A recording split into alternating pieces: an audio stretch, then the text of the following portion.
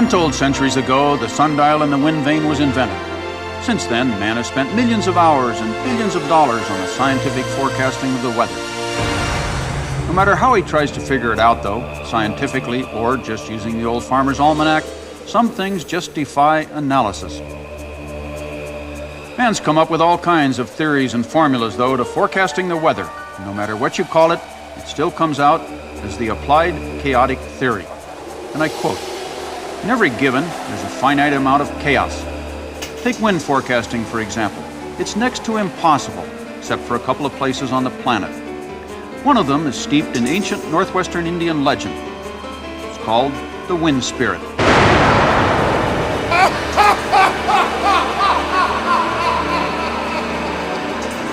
In one place where the wind spirit dominates the applied chaotic theory is about 60 miles east of Portland, Oregon, where the Columbia River Gorge narrows and forms a venturi that accelerates the cool coastal air being sucked eastward by the hot thermals of the high desert of eastern Oregon. This is where everyone is gone with the windsurfer.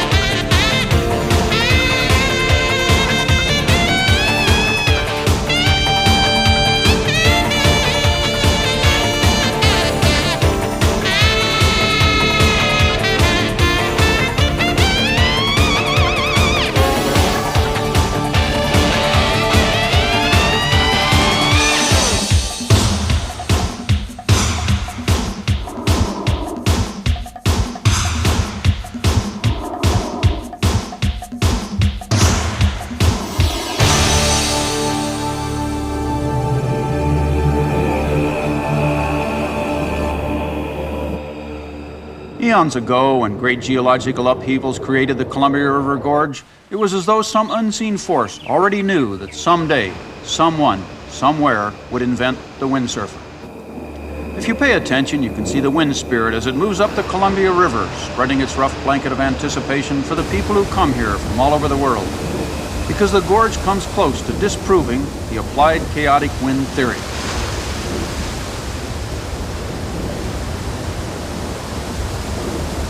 In the town of Hood River, Oregon, nothing is immune to the relentless howling summer winds. 10 years ago, you could buy almost any house in town for under $20,000.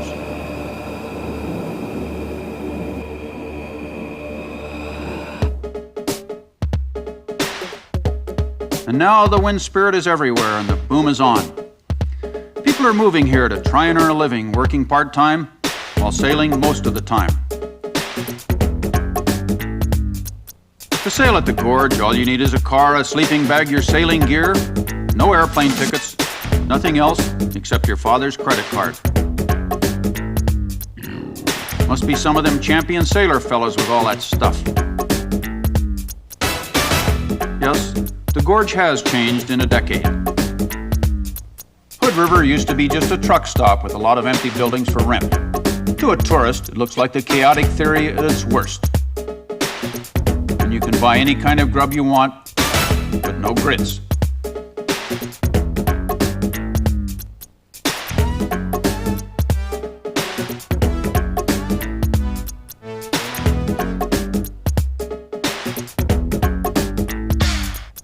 There's no vacancy, no place to park, no place to camp. Nothing is available without reservations.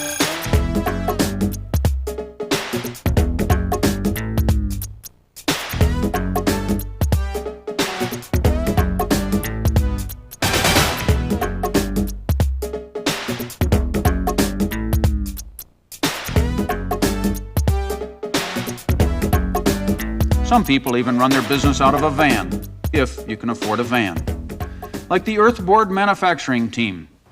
Up until recent history, there's never, ever been another board company in the surfing or windsurfing industry that's ever been nonprofit, environmentally conscious, and plants multiple trees for every board they build. But the first one, the first of its kind, is me and my partner's company, Earthboards. Wrong. There have been more nonprofit windsurfing companies than profitable ones, and they didn't even plant trees. Let me show you a couple sticks. And here's the man who builds all the shred sticks. Hi, yeah.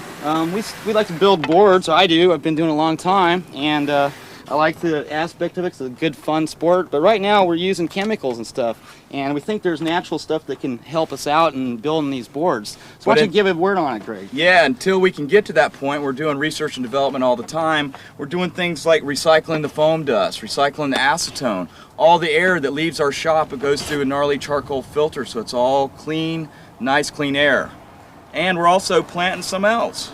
Yeah, we're doing tree planting and stuff too, because you know, there's a lot of places that need some trees planted, so they're easy to get seedlings and things. So why not plant some trees in places that need it? Because there's been a lot of timber cut down, not in this part of the world, but everywhere else. And also, we're non-profit, which means at the end of the year, any money we have left over, we donate to environmental groups that not only help out windsurfers and surfers, but everybody and all animals.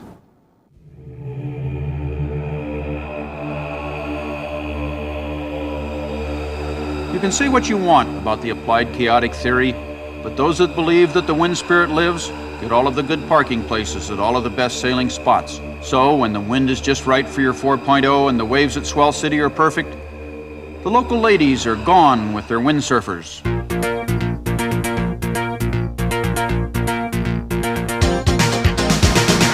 Champion snow skier Jennifer Wilson lives in and sails out of her van all summer.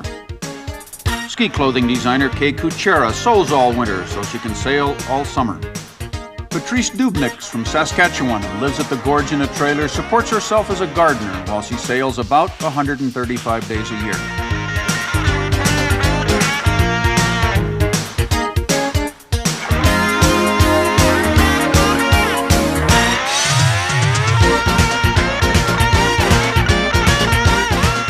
Jennifer is 347 crashes away from completing her first forward somersault. Now there's only 346 left. Okay, Jennifer, we're talking about you so you can take out your earplugs.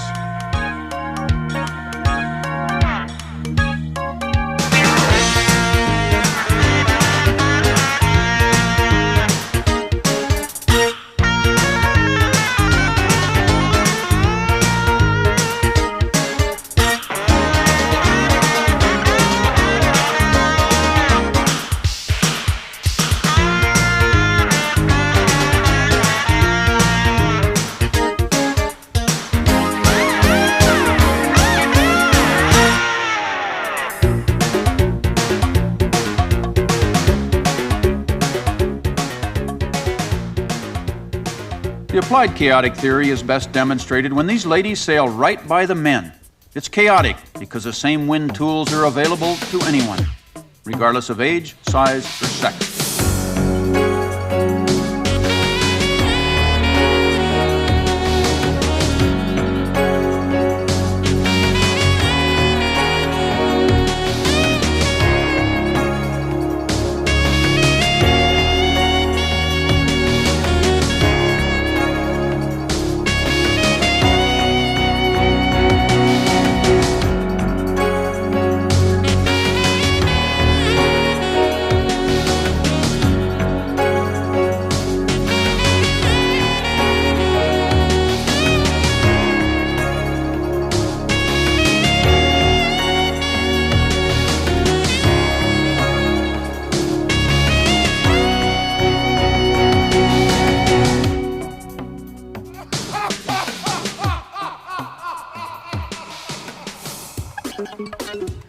Before you rig up, you should relax and watch while you make sure your kids are having a good time. Later, you can take out your frustration of wasting time babysitting by pounding on your gear because the wind has now dropped. You can tell how long ago someone took up windsurfing by the color of the umbrella he bought for his spousal equivalent.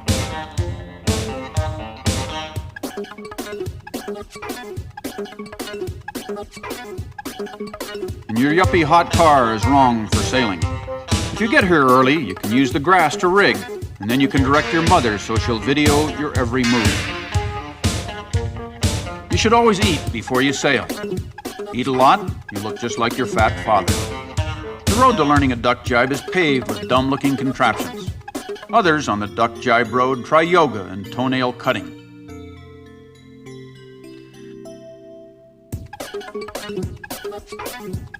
And there's nothing like being out here rolling your own cigarettes and inhaling that pollution-free Oregon air.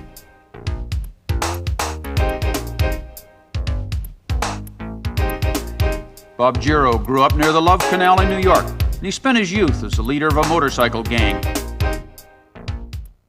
A few years ago, I opened up a carpet business when it wasn't vogue to be a carpet layer, or to be a windsurfer. So I called my company Swell City Floor Covering, and the company rule is we work 8 a.m. until 25 knots.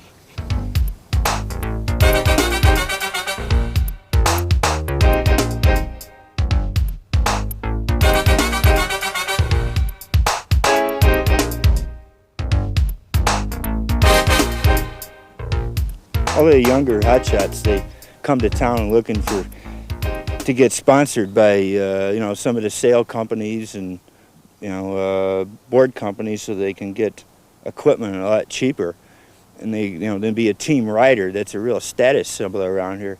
Once you hit a certain age, you get what I call a team slider, which you really can't do too much in the water anymore, so you try to slide in and get all the cheap equipment you can. And these guys sell cheap equipment. Earthboards. We're the first non-profit environmental company in the world. Okay, we're into like planting trees and stuff for each product we sell. We sell boards here, and we like to get trees going. And we also will recycle all our byproducts and our foam and our acetone and everything in the air we emit. well, the thing I'm looking at is to actually get away from using this kind of stuff here that needs to be recycled. We should be able to have natural products that'll fill us in on all this without being harmful to the environment and things. And Mother Nature's got all our answers for us, building these all the way to medicine and energy. And Earthboards, the slogan that we live by is surfers for greener, cleaner Earth. And that's what we're all about.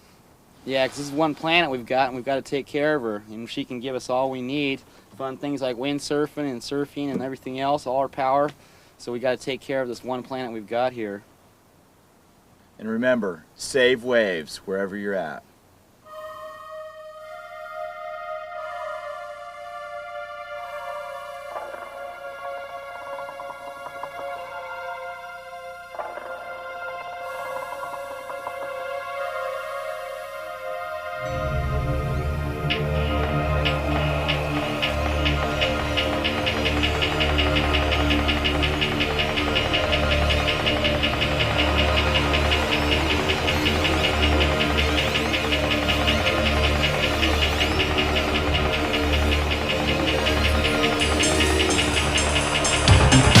Gone with the Windsurfer, with one of the best sailors in the world, Ian Boyd.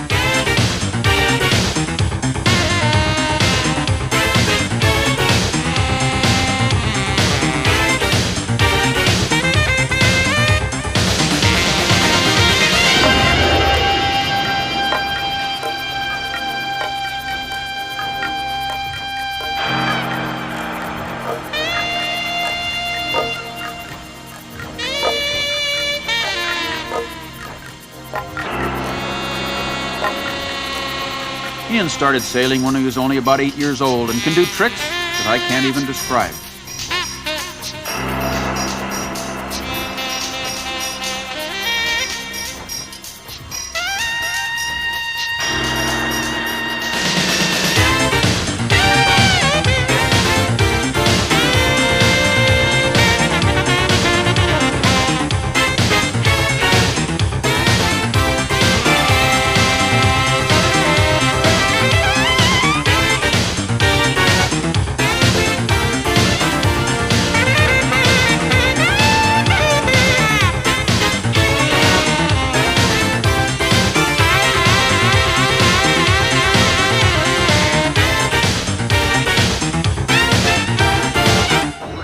as Ian was in the top 5 in World Cup standings when he quit the circuit to go to college.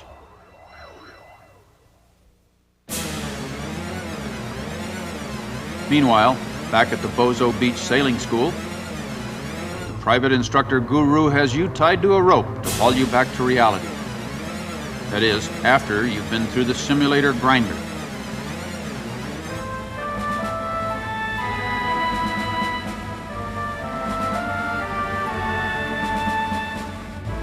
The smart instructor will launch you in an area where you have to paddle at least 200 yards just to get to the wind line, so you'll be exhausted before you even start sailing. Once there, it's up to you.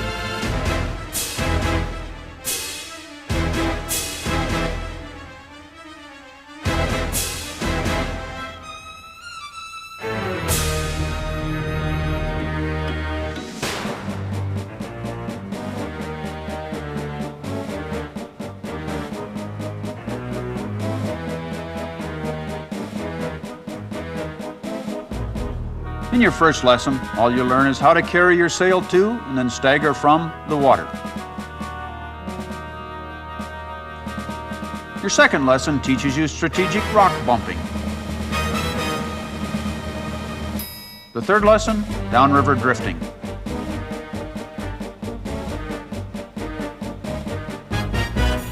By your fourth lesson, you've bought high-tech adjustable booms, but the directions are printed in French.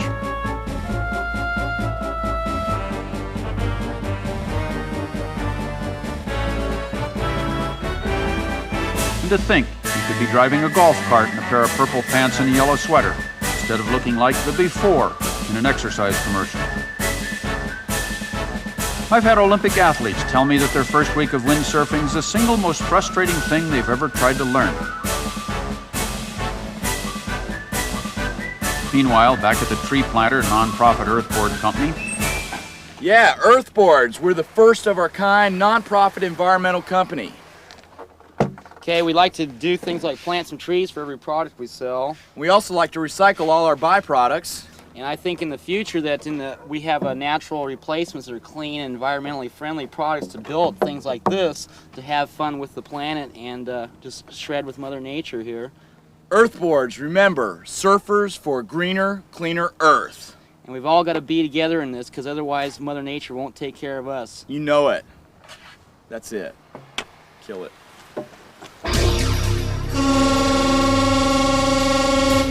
The wind spirit's always on Scotty Fletcher's shoulder because he has to steer his barge under a bridge with towers that are about 120 feet apart, and his barge is 85 feet wide, and it's 650 feet long.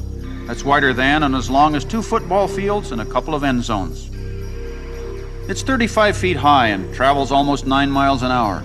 It can carry a couple of million gallons of high-octane gasoline or maybe 14,000 tons of scrap iron or paper, maybe logs or sand, gravel, wood chips, or anything that has to move back and forth to the Pacific Ocean on the Columbia River. The wind spirit helps Scotty dodge windsurfers who are trying to dodge back and forth in front of him at almost 30 miles an hour. Well, here comes one now, so we'll give them our first warning like we usually do.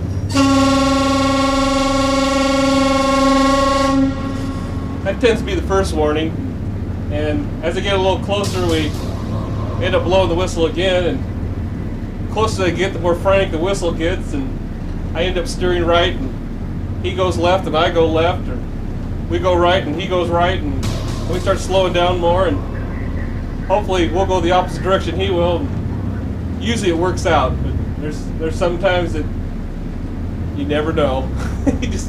They end up, one of these days, they'll just end up as fish bait that all you can do is hope to miss them, and just try. Try 14,000 tons.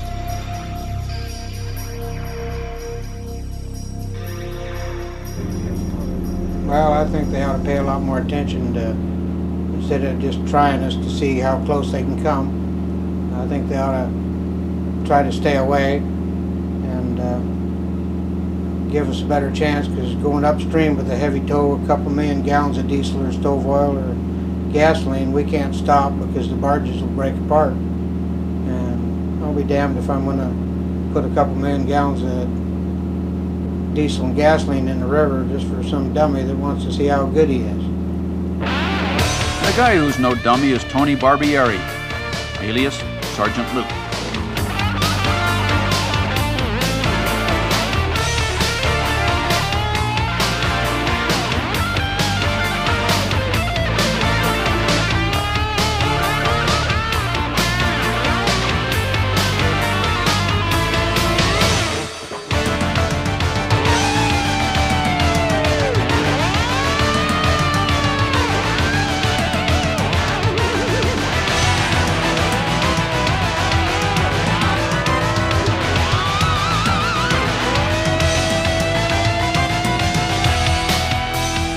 Sailing for 9 years, Tony's worked his way up by innovative sailing until today he spends almost as much time in the air as he does on the water.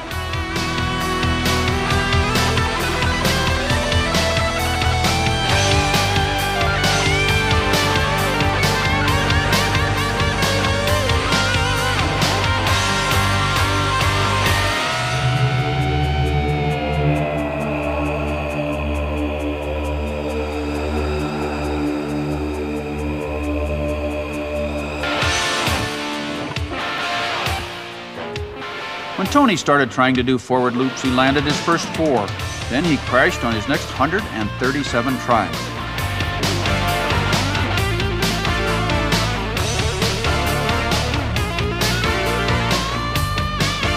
Some witnesses have seen him do as many as 8 loops on a single reach across the Columbia.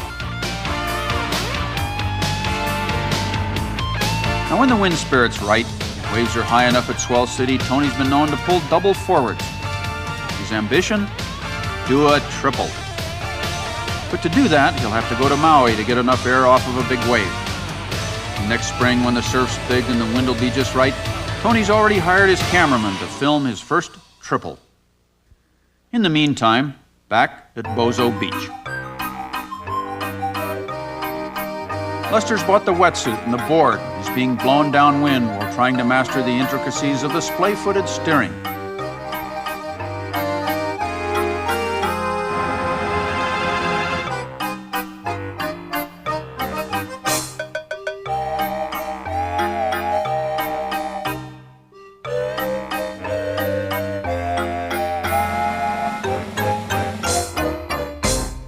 It's okay so far.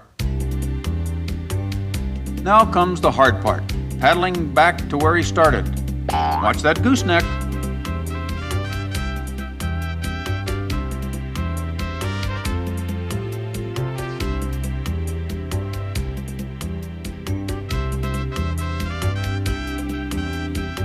Windsurfing really gets difficult when you add the sail.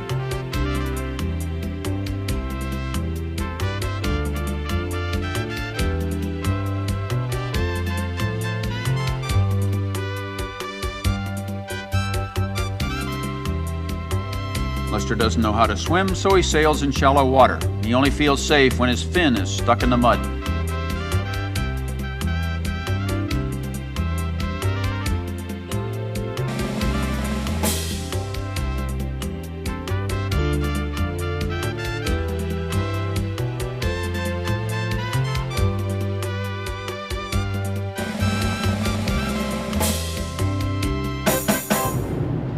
To the non-sailor, the applied chaotic theory seems to rule the gorge. But when you're tuned into that old Indian legend, the wind spirit, he'll find you.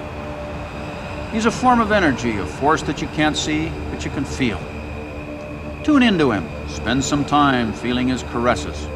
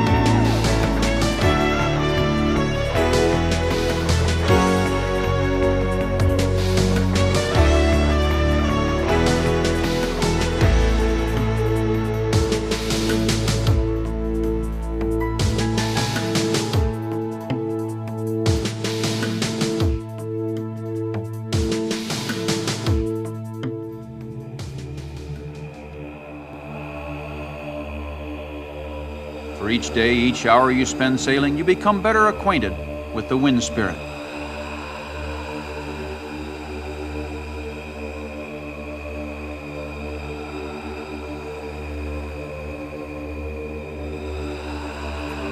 Here's a man who's really acquainted with him, Phil Lorimer.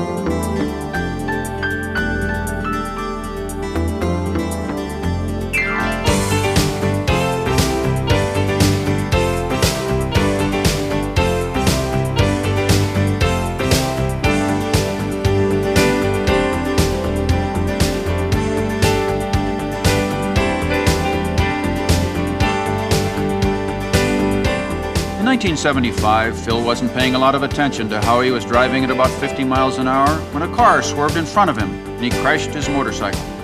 It slid under the car and his left leg was cut off above the knee. He was lucky because he had doctors who told him he could still lead a normal life if he wanted to. They told him his only limit was what he wanted to do with his life. After 3 years of ski racing, a friend took him windsurfing, and it was love at first jibe.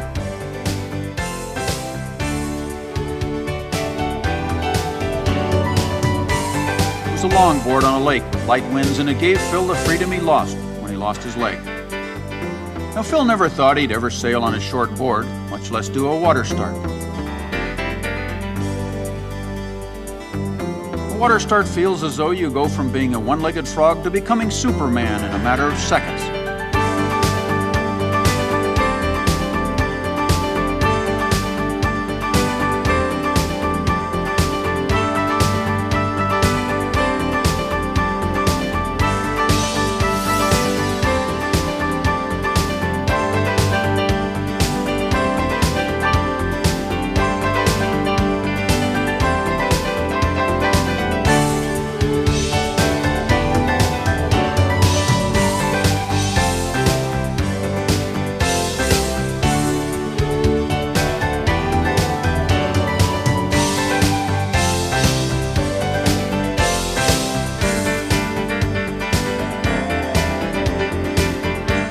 Phil Lorimer's always a Superman in my book. He's never a one-legged frog, even though he does sail with his fiberglass leg full of foam so it won't sink. Phil Lorimer.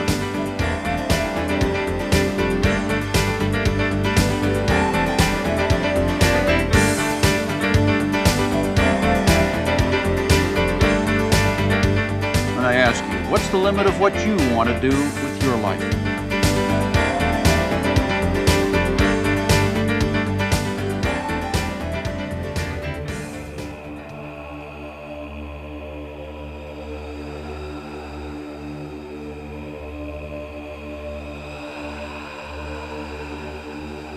The Northwest Indians believe the wind spirit was born here in the gorge, and legend has it that he took for his bride the northwest wind. And then his family began to grow and travel all over the world. A world that's 3/4 water. A world where the wind now blows 80% of the time. And in the winter, when the Columbia River is freezing cold and the wind's howling out of Alaska, it also blows continuously for thousands of miles to the southwest.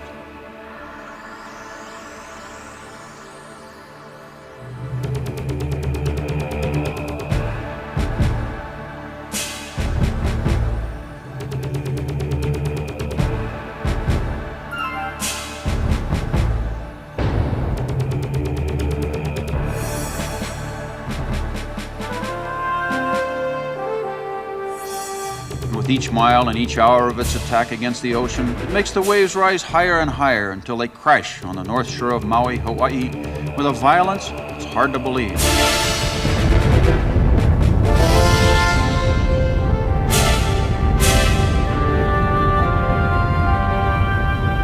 It's a scientific fact that the energy of a wave extends as far below the surface of the ocean as the wave is high. And when that submerged energy portion of a wave strikes the shallow water of a reef, it tumbles forward. The depth and the shape of the reef dictates the very few places in the world that are perfect for surfing. A sport that was invented in Hawaii and used to be reserved for Hawaiian royalty only. Surfboards used to be 11 feet long and weighed about 100 pounds. Then in 1946, fiberglass replaced varnish Foam replaced redwood, and the boards shrunk in weight and size until today they weigh as little as 6 or 8 pounds, and they're as short as 5 feet.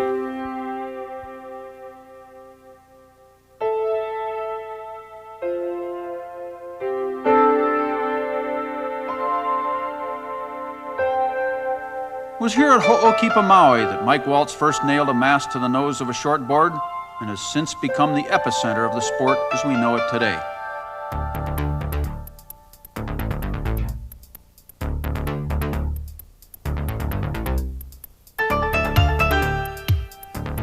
When men like Waltz and Boyd and Kalama and Angulo and Nash aren't traveling the world on the contest circuit, they spend their days sailing in this perfect place. A place designed millions of years ago by the wind spirit in cooperation with the local kahuna, and just waiting for Hoyle Schweitzer to invent the windsurfer 25 years ago.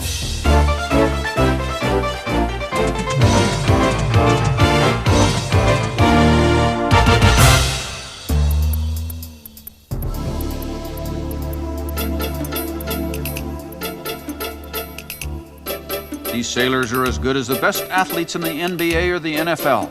However, their court's never the same size 2 days in a row. It's constantly changing, and they have only one rule.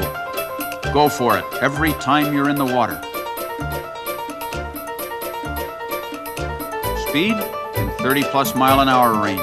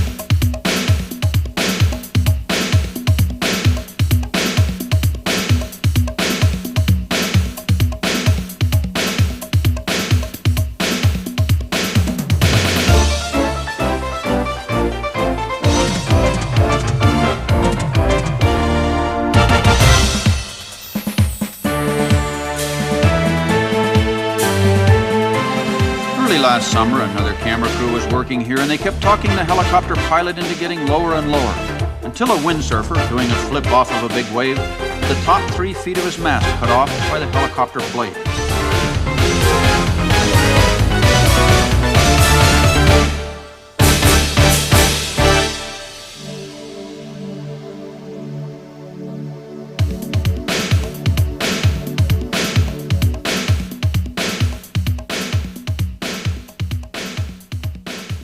There are many sides to Maui, and a fun side is the round the island rental car ride. You can go clockwise around the island with the tourists, or counterclockwise without traffic. The south side of Maui is a very dry desert retirement community, except they've paved over their lap pool and made it into a shuffleboard court. For some reason, non-sailors fly thousands of miles to Maui to hit a ball every 10 minutes or so, and then get into an electric cart to go look for it, and then try and hit it again. Shopping? One of the many malls in Lahaina has 160,000 square feet of air-conditioned shops under one roof. Now you can go home with a t-shirt for everyone in your hometown and never get sunburned or even sweat. If you don't gain a pound a day while you're here, you have to stay another week.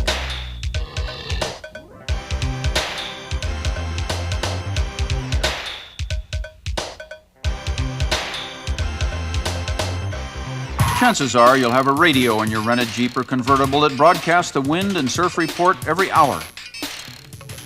And when the Kona wind is blowing, Kihei is the place where you can watch them go fast.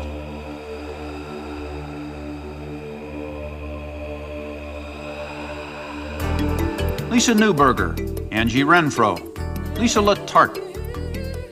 All put together, these three hotshot girls don't weigh as much as one middle linebacker for the Buffalo Bills.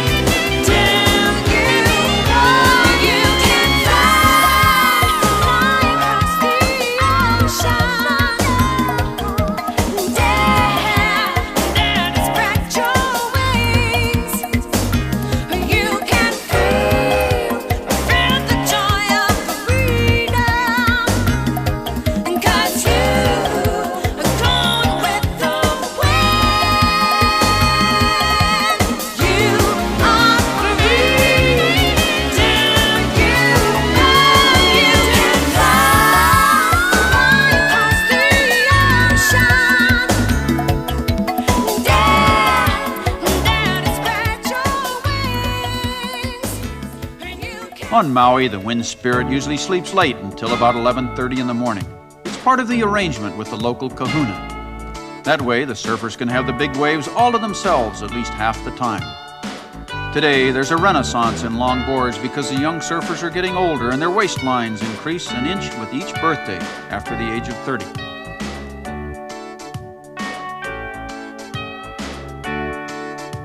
But when the really big surf comes and the North Shore closes out, almost everyone is stuck on shore except one windsurfer. That mast is 16 feet high and the wave is 6 or 8 feet over the top of it. Surfers, however, will call these waves about 6 or 8 feet high. But then surfers tend to exaggerate almost everything. Now for the bad news.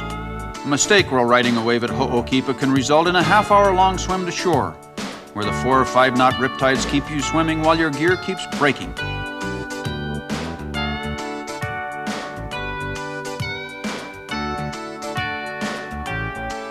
There's no romantic Hawaiian Island sand beach here, just good old-fashioned killer rocks. Let's see now. A new lightweight Kevlar and styrofoam board with a dozen phasers costs about $1,600 plus tax. A special custom-made high-performance fin, about $250. New lightweight boom, as much as $300 or $400. And that new special wave slalom sail you just bought was $575. Okay, now for the good news. You have medical insurance for your body.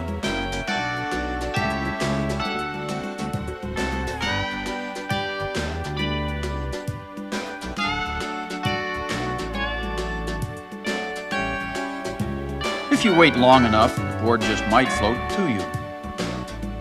A friend of mine waited here a week and a half and it never did arrive.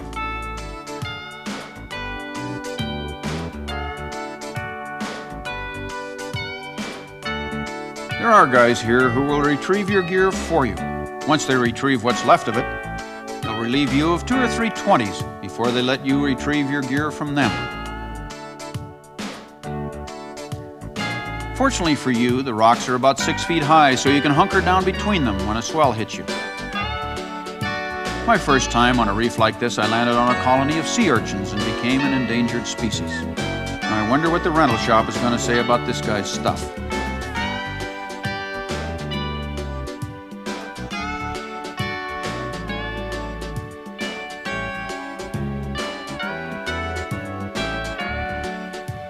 Fujikawa Sakamura had flown all the way from Tokyo for his honeymoon and to teach his new bride how to ride waves. Neither one of them made it.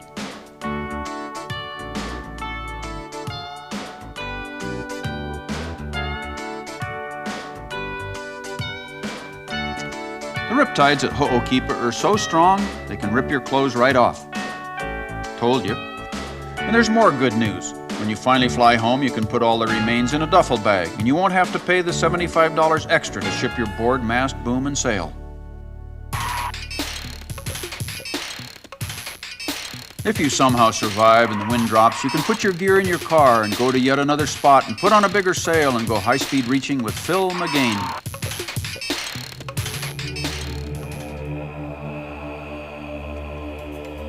When you're out here with the wind spirit in your heart and flying about 35 miles an hour, there's nothing in the world like it.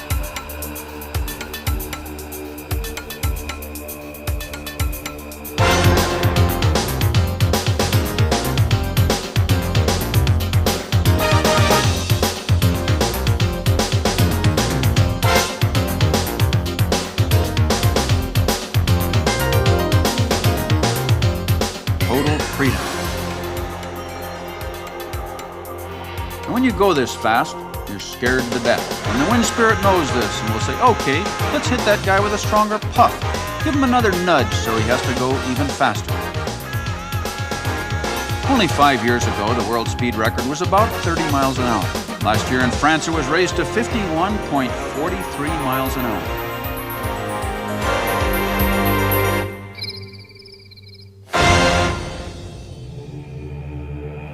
I'm a very lucky person. I built my first surfboard in 1938 and remember the first time I stood up on it and rode a wave.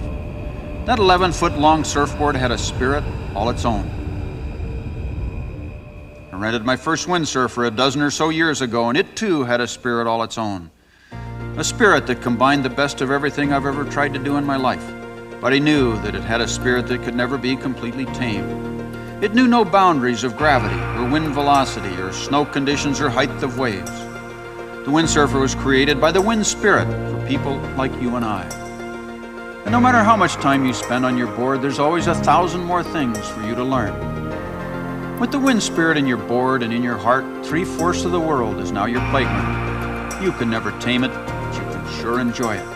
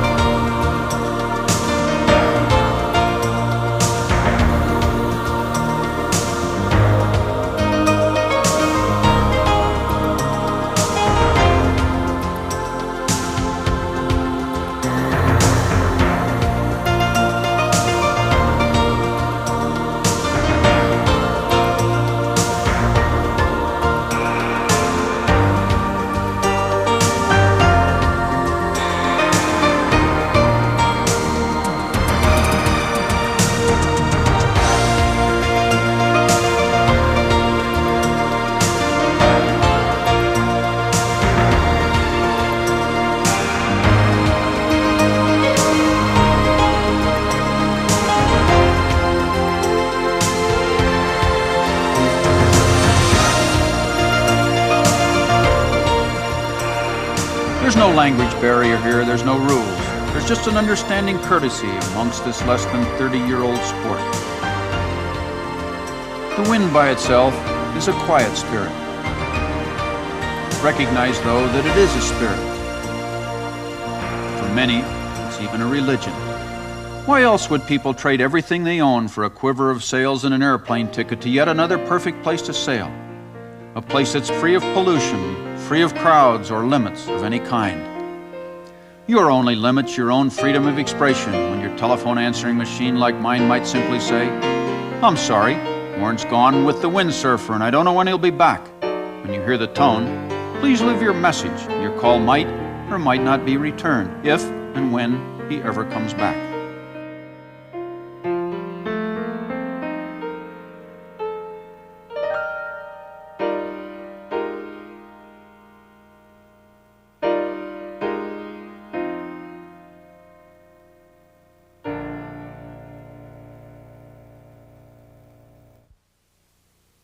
I was down on the beach the other day to go do a little of that windsurfing, and I seen this rig down on there, and a guy, and everything was lime green. But a lot of us locals call it slime green, and then somebody once said it was some kind of disease.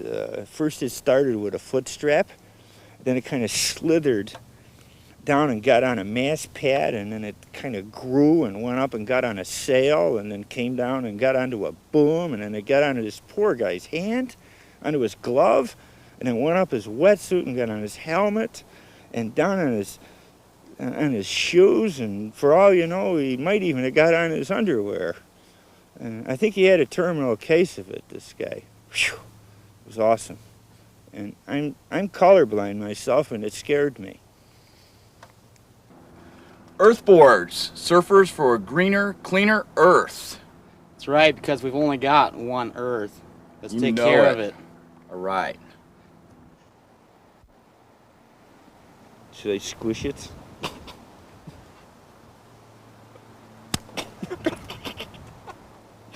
Ugh, it lived. How could it do that? No bug is that strong.